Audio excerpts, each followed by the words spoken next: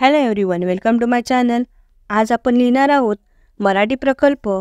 त्यामध्ये टॉपिक आहे सरपटणारे प्राणी. मागचे 4 व्हिडिओ आपले सरपटणाऱ्या प्राण्यांमध्ये वेगवेगळे प्रकारचे टॉपिक कव्हर केले आहेत. आता हा 5वा टॉपिक आहे. याच्यामध्ये आपण सरपटणारा प्राणी बघणार आहोत. त्याचं नाव आहे धामण.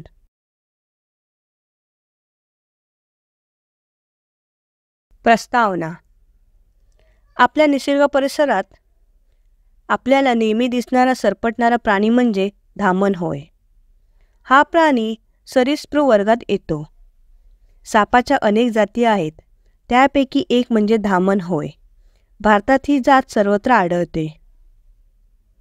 आपण आता याचं वर्णन बघूया. धामण या सापाची लांबी 5 ते 7 फूट असते. याची मान व डोके यात अंतर असते. त्याचे तोंड चिंचोळ्या आकाराचे असते.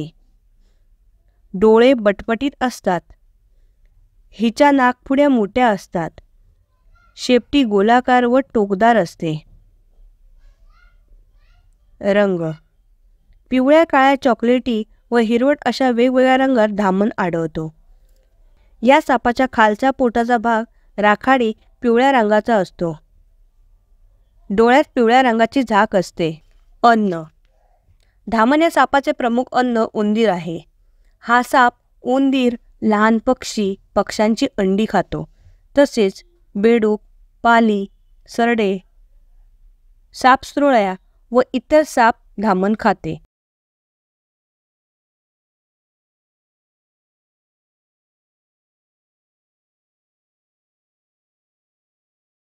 निवासस्थान.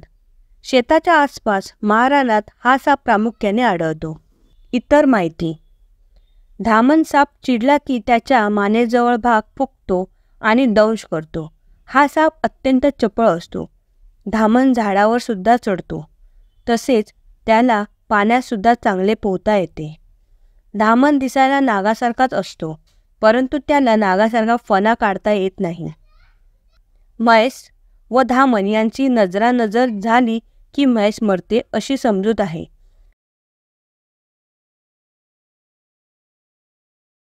त्यामुळे अनेक लोक धामण दिसली की तिला मारतात.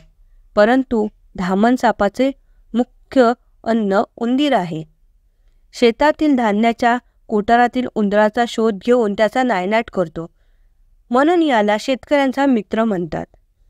धामण या सापाचा प्रजनन काळ जुलै ते सप्टेंबर या महिन्यात असतो. मादी धामण एका वेळेला 10 ते 15 अंडी घालते. त्यांची निगा राखण्यासाठी अंड्यातून पिले बाहेर येईपर्यंत मादी अंड्यावर विळखा घालून बसते. ही जर माहिती तुम्हाला आवडली असेल तर तुम्ही नक्कीच प्रकल्पासाठी उपयोग करू शकता.